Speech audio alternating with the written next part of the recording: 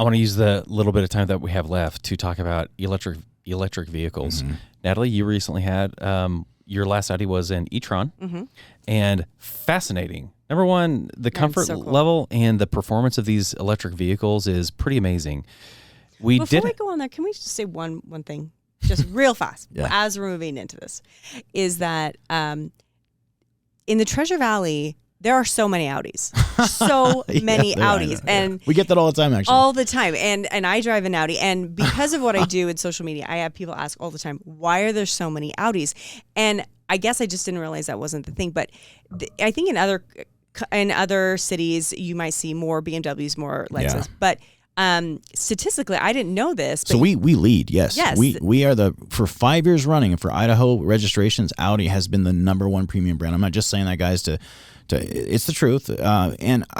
Look, there's a lot of nice cars out there. A lot of times when people say they're shopping, I want to look at a BMW or a Lexus. Those are really nice cars, guys. They really are.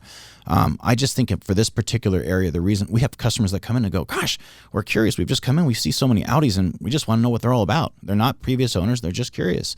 And so thank you for bringing that up. Yeah, and I think the Quattro system, which is their all-wheel drive system, is really second to none. And most people in the industry will tell you that. They sort of pioneered that.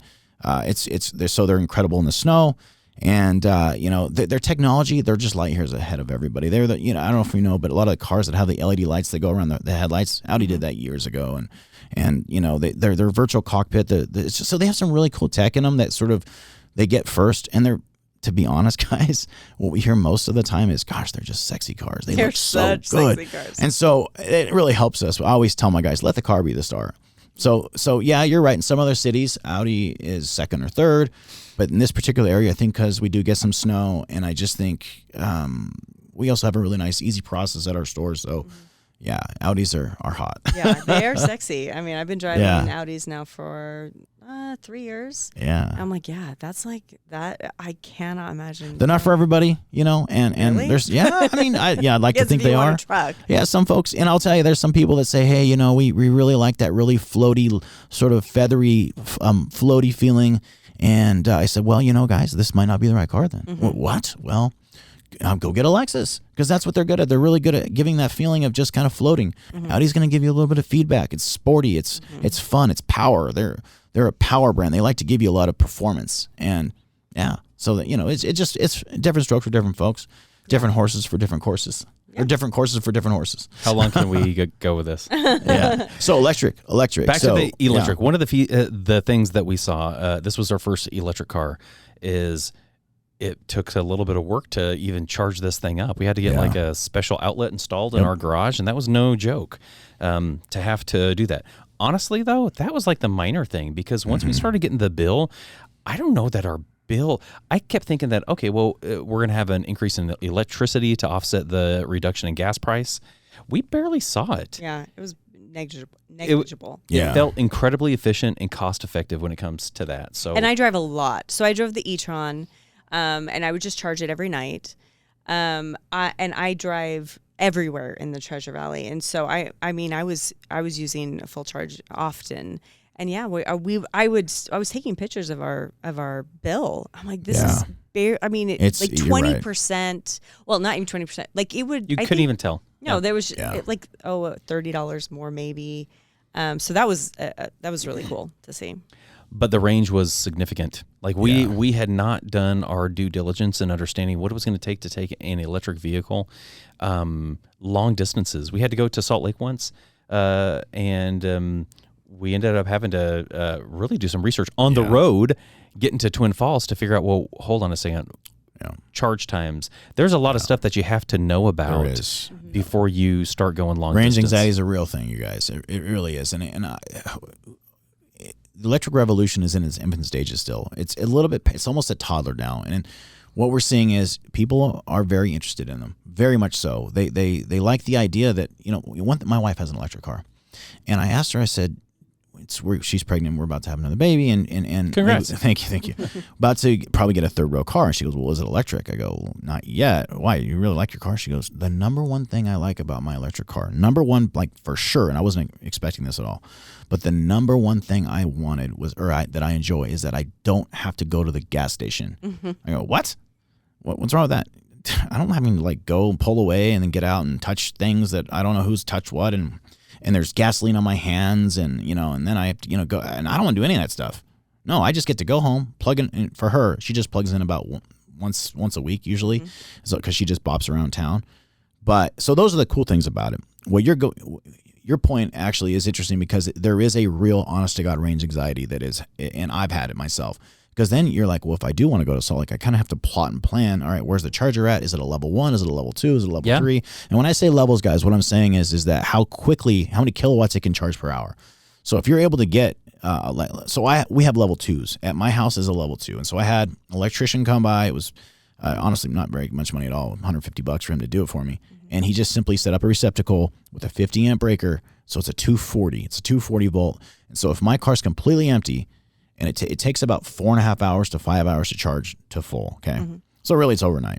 That's what that is. It's and again, that gives me about 200 miles is what it gives me in range.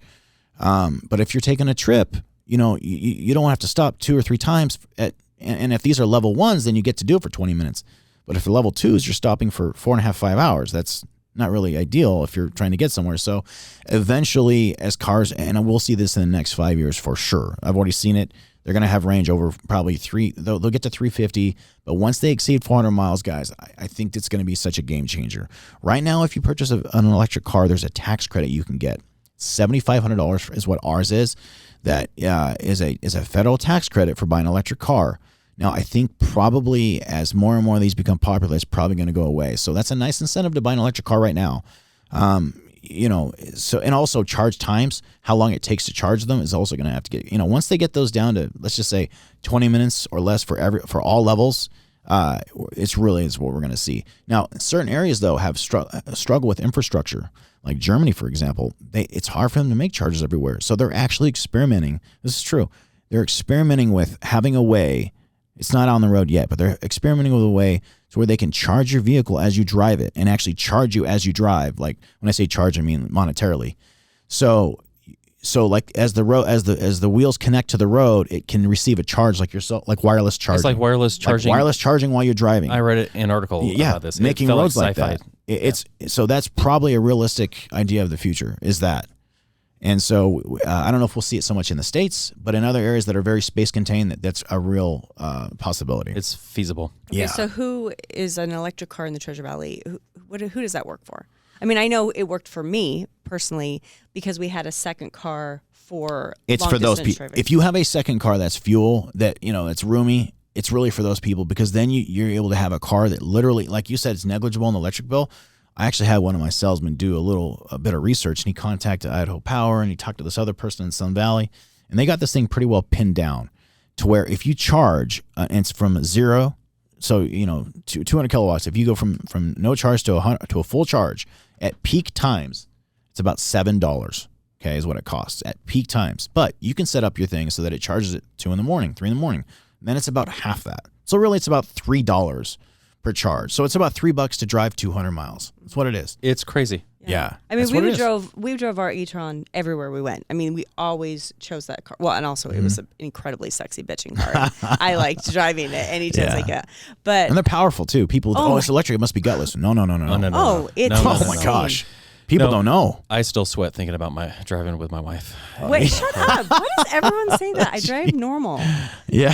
But I feel like if you have a powerful car, you should, drive Scare it. everybody who's in the car with Okay, you. whatever. Well, with electric cars, you got to remember that, like, even I have an RS5 and it's powerful, but it still shifts. So it goes wonk. And those little hesitations in the shift, it's a small, if you look at like power bands, it's a little drop in the power, right? Mm-hmm. Well, an electric car doesn't shift. So it just goes pull. It's just one big pull. There's no shifting. And so it's you can do the $100 bill trick if you have a really powerful one where, try to snatch the $100 bills as I floor it. You won't be able to get it. You'll be pinning your seat. Yeah. Some of these cars, like the GT e-tron is incredibly powerful like that. So let's spend the last couple of minutes talking about cool bells and whistles. We talked about the HUD, the heads-up display that's coming soon. What else are we hearing is going to start coming into cars? So not just Audis. Yep, I'm kind of curious. So Tesla is really trying to become like the leader in the autonomous driving, right? I know they've talked about Google, but really it's Tesla that's, Elon's saying out there, I've got a concept car now that can completely drive by itself. Well, their autopilot feature is pretty cool. It still tells you to touch the steering wheel, but I do think in probably the next 5 to 6 years, we're going to, even our cars right now can still go around. If you have navigational coordinates active, it'll go around turns and everything and kind of follow those directions. But we're going to see, I think, a pretty big change in that. And you start to see cars being even more autonomous. Now, I don't really like that so much because I like to drive my car. But there's a lot of folks that come in and they specifically ask for the collision avoidance systems, the safety systems. I want a car that almost drives for me, and that is something we're going to start seeing a lot more of even. And like I said, interacting with the environment. I wish you guys could see a picture, but seeing your windshield have stuff moving all over it is you would think it's distracting, but oddly it's not. It's I would love to see that, coming up on a turn and all of a sudden the sign flashes or the road is kind of a little bit more highlighted to say that's where you're going, literally right there. Yeah. And I mean, right now we've had niceties such as, you can talk to your car and say, adjust climate to, 72 degrees. And now some people, even when I show that to them, I'm like, oh my God, I can set my climate by that. I'm like, yeah, that's relatively old technology now, right? But they're still blown away if they haven't been in a car in the last 10 years or 5 years even. So we're seeing stuff like that. They're still making cars even more powerful. I don't know why, because you can't really drive that as much as you want. How much power do we need? Really? I know. It's a lot. I want a lot of power. What are you going to use it for, Natalie? I think it's that. You see me drive, right? Scare more people? It's the top of the food chain thing where I think people like knowing that should anything ever come up where they needed to have it, it's there. Brother. And it's I know. Yeah. Don't take my word. I'm an old fogey, so. Oh, yeah. I love having a powerful car, and I also like to be able to talk about my powerful car with men who think they have powerful cars, right. And I'm like, well, that's so cute. Let me tell you about my car, but that's just me. Yeah. This has been an awesome conversation. Yeah. We could talk cars forever. Yeah, for sure.